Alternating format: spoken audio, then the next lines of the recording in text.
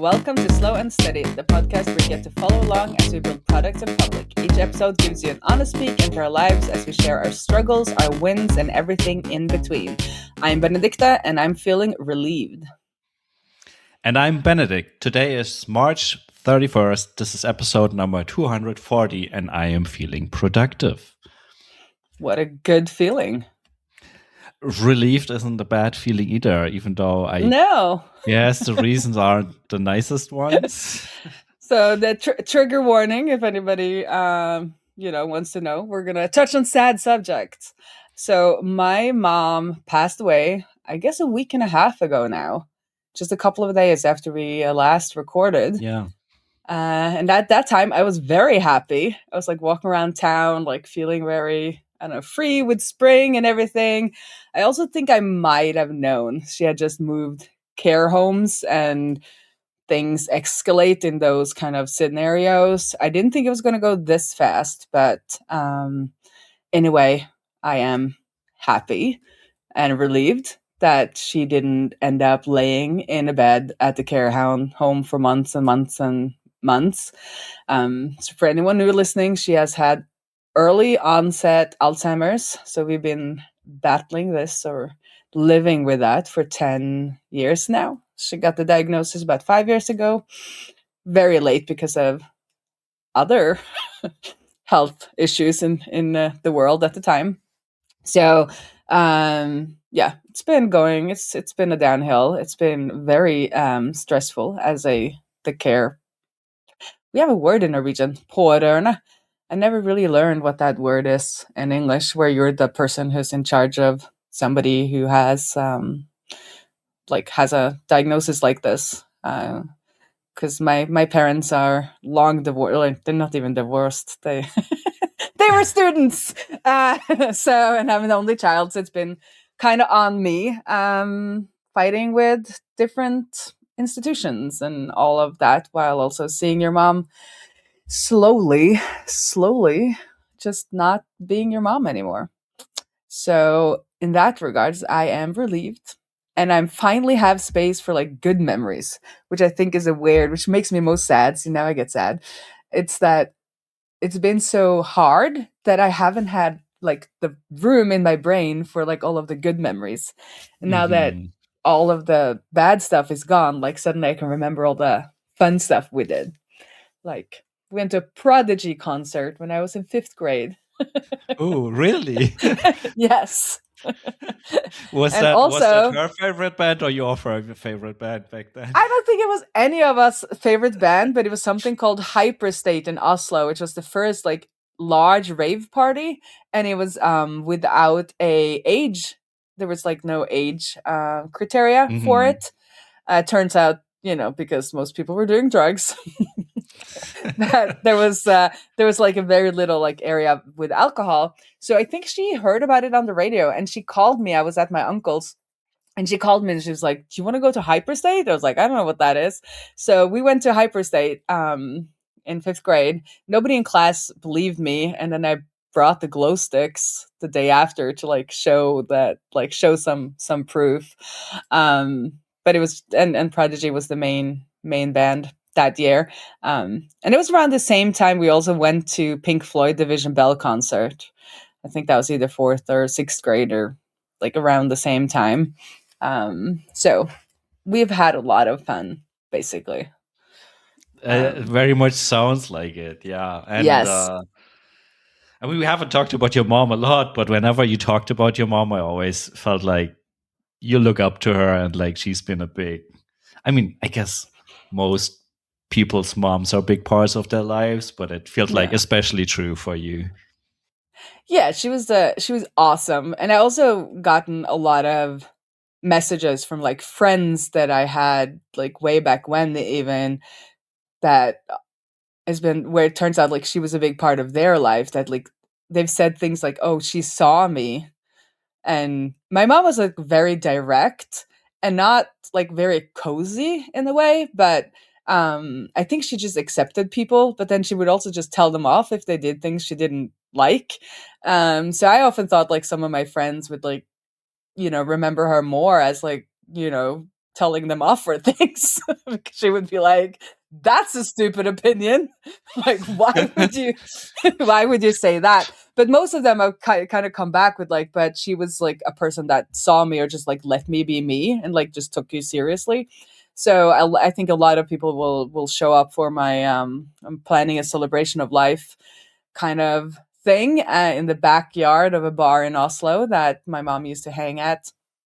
And when the agency called them to ask if we could do it there, because you can't just do these things anywhere and it has to be planned and stuff, they were like, "Oh, Vibeke, yeah, we remember her." It's like 20 Nice. years ago she used to hang there, and so we're getting a good deal and everything. So I think it's gonna be a very fun party, actually. We're gonna start off with a ceremony and end with a kick-ass party. So a lot of my friends will show up, and hopefully a lot of her friends from way back. Because the sad thing about the disease is that you become another person. You often become like mean or trying to like protect yourself. You withdraw from people, and in that process, you can like be mean. Like she was mean to me as well, like 10 years ago, and she was never really mean. So I think a lot of people kind of just withdraw. So I'm like drafting a message for LinkedIn and Facebook to kind of let them know that I understand, that it might have been like not the best of terms like 10 years ago, but hopefully they will show up and like remember, the good times, and join us in this thing. Yeah. So we're at the end of the end of the story, last chapter. End of a chapter, yeah. Yeah. But it also comes with lots of admin people. Like if you've ever had somebody Yeah. in your life die, and then I'm also trying to figure out things like, because I've just let all of her subscription run, but now all of her accounts are cut off, and I'm like, how long do I have until all of the photos vanishes from iCloud? Like I need to. Right.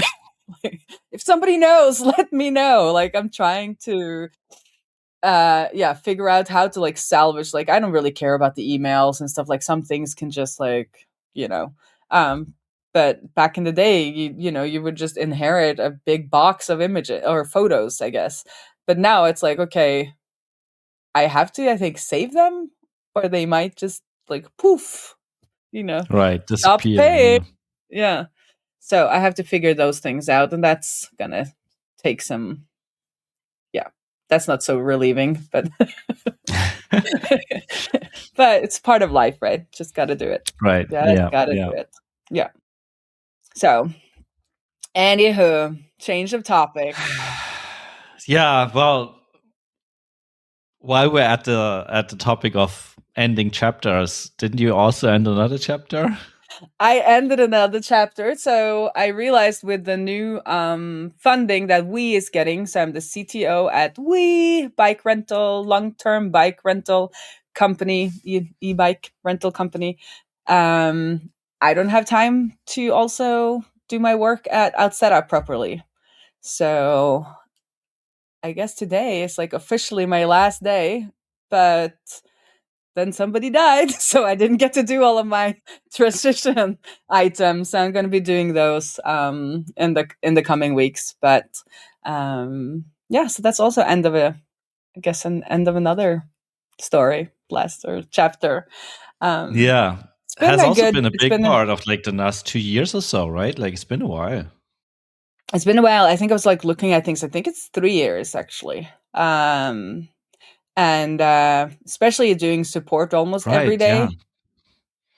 I remember when we met in Athens in 2023, you had just started at Outseta, I think, Yes. right? Yeah. It was around this time. It was like Easter time ish in Yeah. 2023. So yeah, Yeah. it's been 3 years.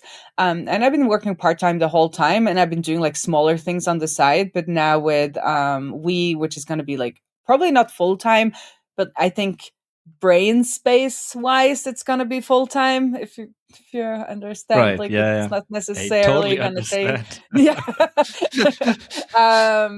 So then I was like, okay, I don't think I don't have like the brain space that is needed for both, and we're doing, or not we anymore, but Outseta is doing a big bet on AI now, which I think is a very good thing for them to do, but it would have required a lot more like hands on deck, a lot more like brain space Hmm. from me to come up with or like have the strategy for how I was going to do my work.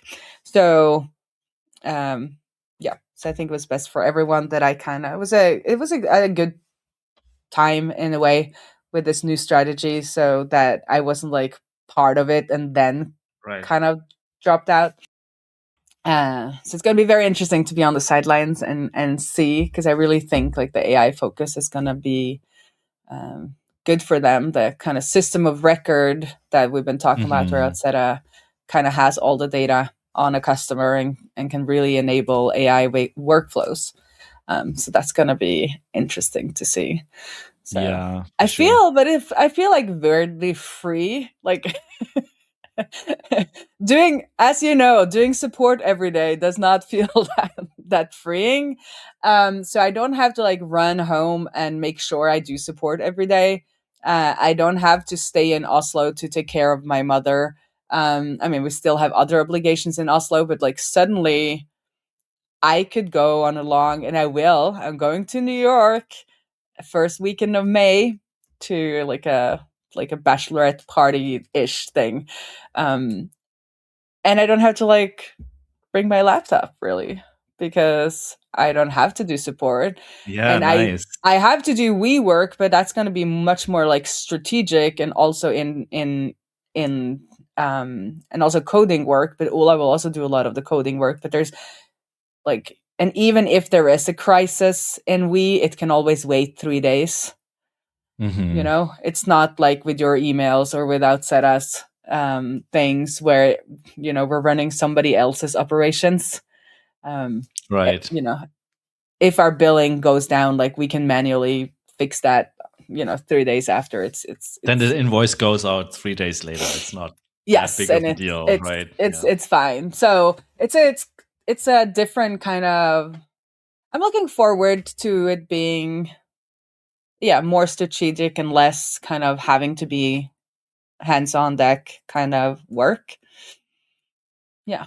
And April, like it's just going to be a slow month, because the we work Sounds good. really ramps up in May is when the Hmm. big work starts there with our funding for a project, and then we're going to spend 2 weeks in Portugal now, and then yeah, just living the good life. Nice. Where are you Yes. going in Portugal? Same place as we went like 3 years ago or 2 years ago. Faro. It's like very Hmm. all the way on the southern tip of Portugal, Isn't it also and it's the in most southeastern part of Europe or something like that? probably At least mainland probably Europe. I don't remember quite. yeah I don't quite yeah remember, but I think it's yeah something like that. yeah. And that was booked a while back, where I just at some point with like my mom, I just stopped. 'Cause for a while it's like, okay, let's not book anything, we don't know what happens, and but then I was like, I just need to just start doing the things I would do. You know, it's been 10 years. Like Yeah. you just gotta make plans, even if you don't know what happens. But it kind of all fell into place. Nice. So just gonna go walk the beach and eat some good food and do a little bit of Yeah. strategic thinking, and Finally yeah, do the year compass. maybe do the year compass. it's still sitting here on my desk, not filled out at all. Yeah, yeah. Well, I had excuses. You didn't. Well, I was sick in the week I was planning to do this, Yes. so I Yeah. guess I had Okay. an excuse, but I literally don't have any excuses for not picking it up since I probably should have. So, Yeah. yeah, anyways. Yeah.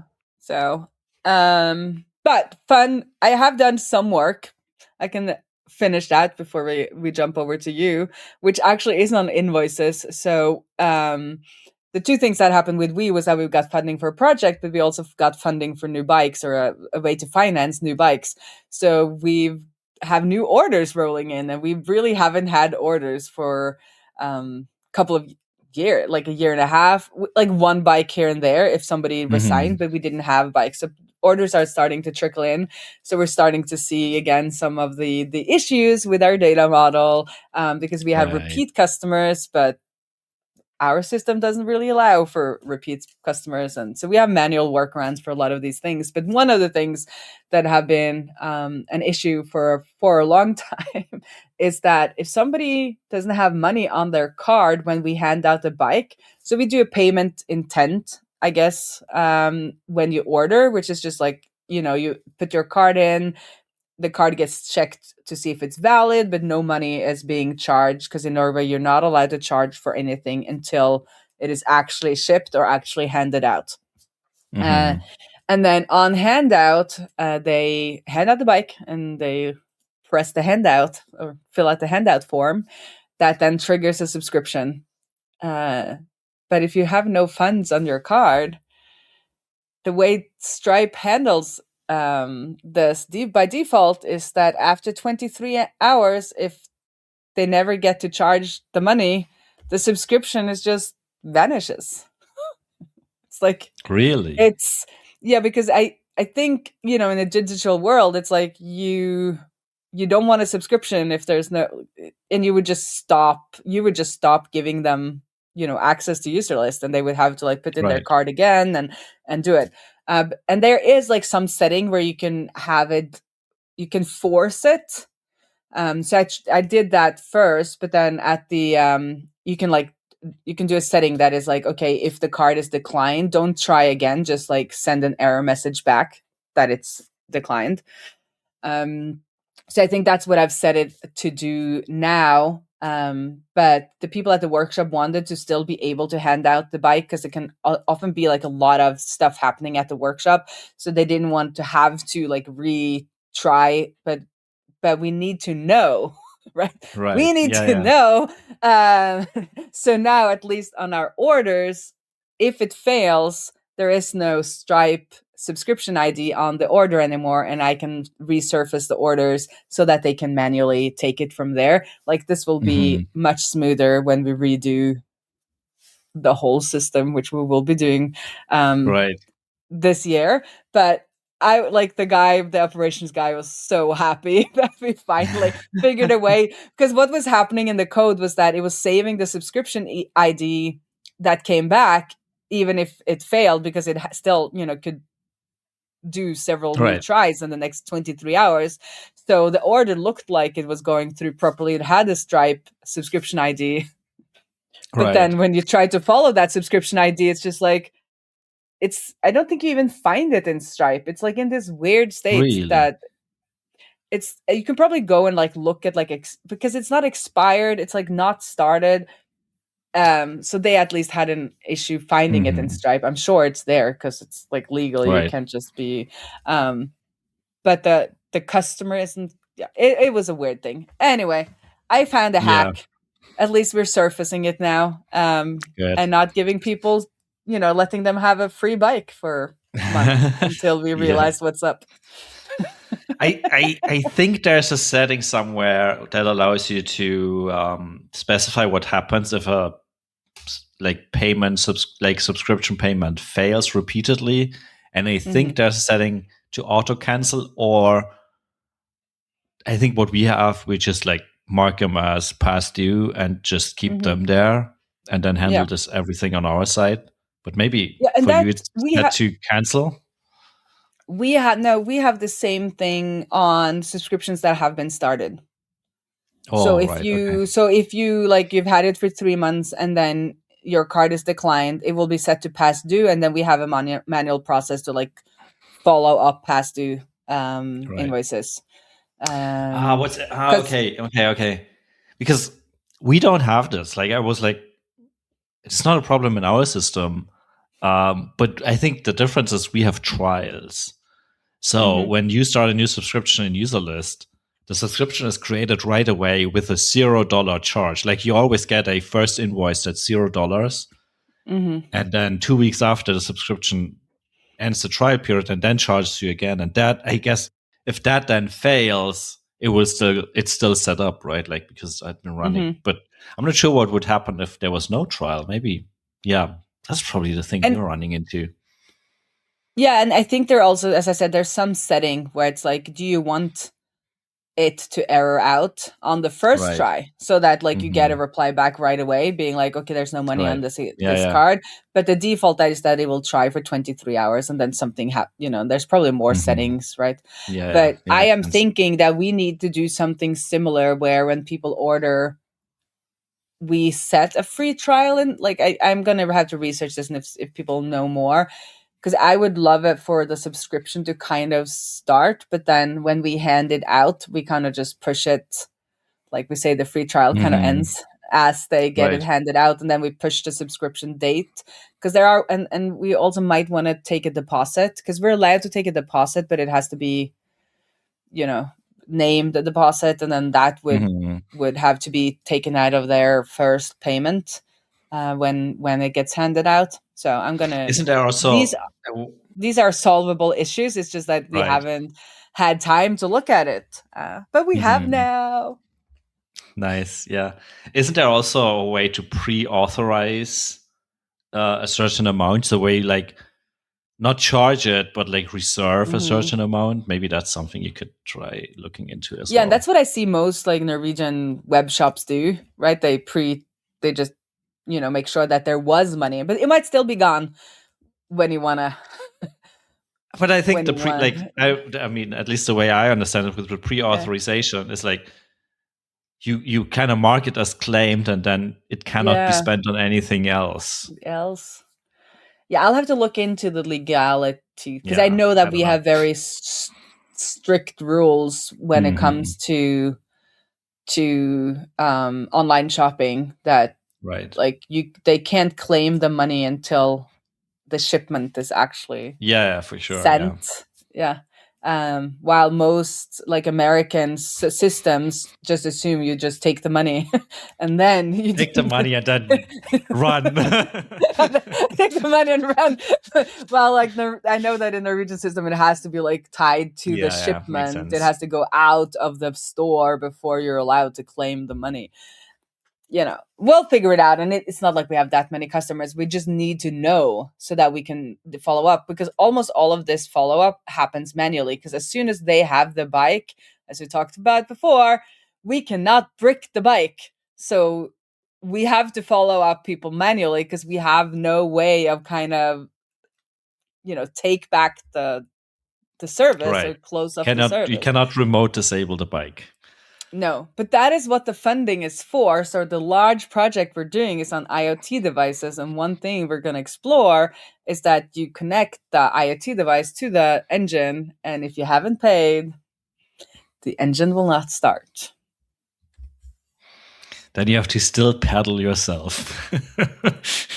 Well, these bikes are heavy. Yeah, you do not want to... Yeah, they are. But then you're like, do you want to mess with the engine? Because do we trust the IoT devices? And suddenly we have people who can't start their bikes because something is off in the IoT device. Yeah. So this is what the whole project is about. Is like, how can IoT devices, enable better fleet management? And we're going to be testing all kinds of different scenarios on our customers as an input to this larger research project. Nice. But enough about me. How's Q1 been for you? Today is the last day of Q1, and I just spent earlier today reviewing a little bit of what we've done this quarter, and most importantly, matching it to what we had planned to do this quarter. And while it has been a super busy time, we got a lot of stuff done, but not necessarily all the things that we set out to, but a lot of other stuff on top. Like it was one of those quarters where we made a plan and then did not follow the plan. I blame AI for most of this because, yeah. I blame AI. It's going to be the track, like the track of 2026. I mean, I not in the sense of like that I asked AI and it did stuff. It's more like because I started exploring AI stuff more in January. Just got sidetracked. Like we had a plan to really focus and double down on the theming improvements, the editor improvements, WYSIWYG improvements, to have like the pretty emails project. And there has been progress there. And Leo has been doing fantastic work on getting some of the fundamentals in there so we can actually do pretty cool stuff once we roll out the new theming. But I was supposed to work on that as well, like on backend changes and stuff like that, and strategic and like figuring out what exactly you want to do and stuff like that. And all of that stuff didn't happen, basically. So we made good progress on the fundamentals of like building blocks and UI refactoring and stuff like that. So we're in a good spot there, but like we still don't quite know what we actually want to build. Like we have some ideas, but we have not, or I should say I have not made the time to actually figure out the actual scope and the actual feature set, I guess. And that's mostly because I instead built the MCP server, started playing around with that stuff, and then realized, we need to do before I did the MCP server, did all the OAuth improvements for the MCP server. And then once the MCP server was there, was like, now we need to do the serializer stuff. And it was a lot of exploration on tangents and not actually the thing we planned to do. But I think overall, that's common. I think that's common all over. It's a lot of SaaS. It's as I said, like AI is to blame, and I think that both in terms of what's going to be made and errors that's going to happen, but also in terms of, okay, we had a plan. AI just said, F the plan. you need to allow for agents or die, kind of has exactly, been the narrative. Yeah. I mean, I'm not sure it's that hair on fire situation at this point, but like still, like it felt a little bit like if we don't start looking into that stuff, we might run into a problem. And I mean, we haven't shipped anything properly at this point. Like not like the MCP server is still experimental. It's still shitty as hell. And but still, we at least explored it and at least know what we need to do in that direction. So it's not, I don't think it's wasted time. Like that's not what I'm trying to say. It's just like not what we plan to do. So I think it will be interesting to, I basically spent the rest of this week thinking a little bit about like what the plan is for the next quarter. And I think the pretty emails thing will still be there, and I still think we need to focus on it.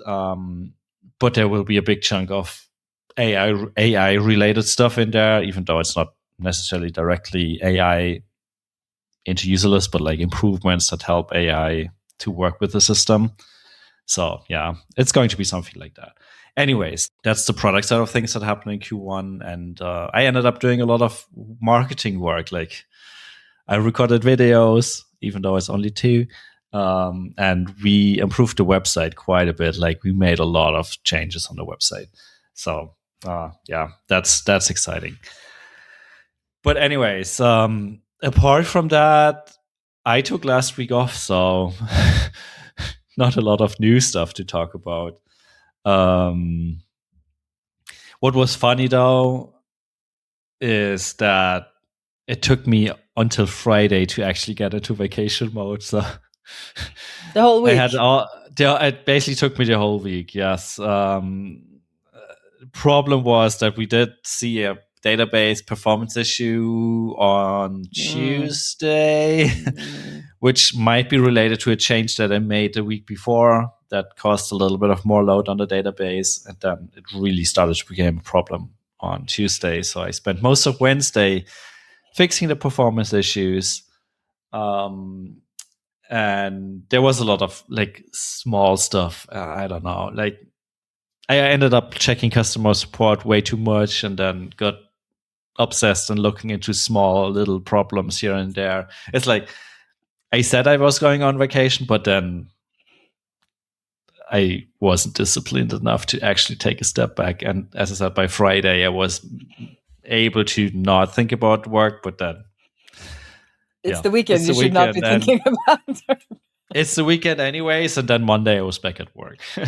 So was it a waste of time? I don't know. I mean, I didn't work as much as I would have if it was like a full work week. And because my wife had time off as well, we at least managed to do other stuff that we didn't get to during work weeks. It was like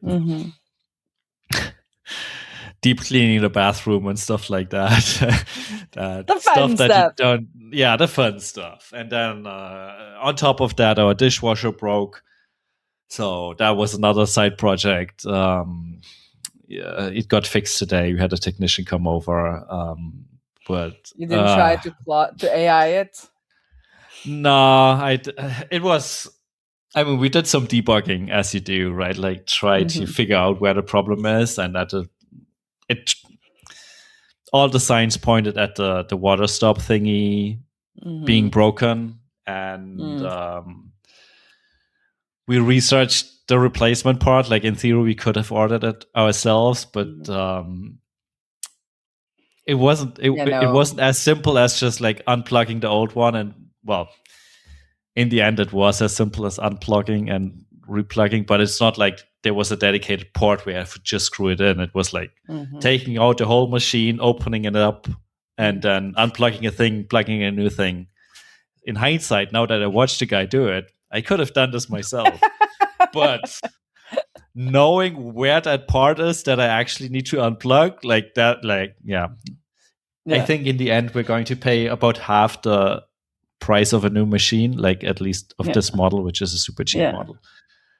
But it reminded me of that quote of like, why are you like charging that much for like just tightening a screw? Is it like, yeah, it's not like the 5 minutes it takes me to do it. It's like just knowing where to do it.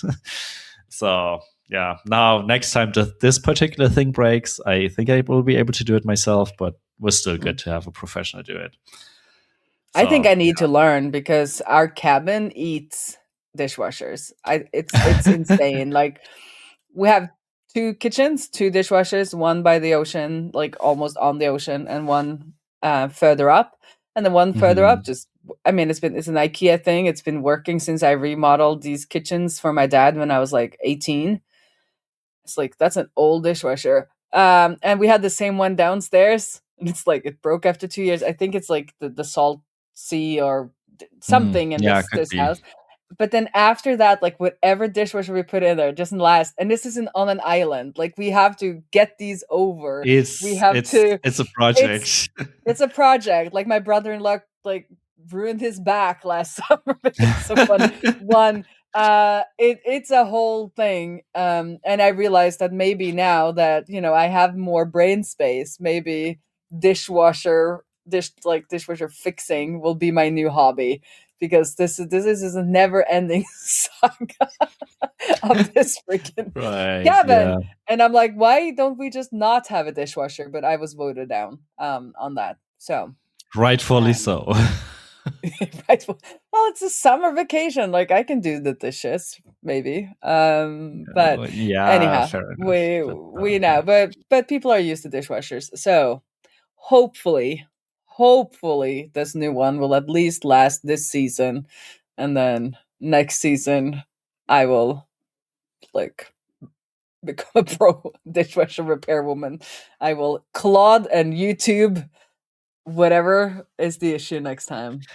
Yeah, YouTube is pretty good at that stuff, I guess. And honestly, like every time I see one of those machines open, I'm like,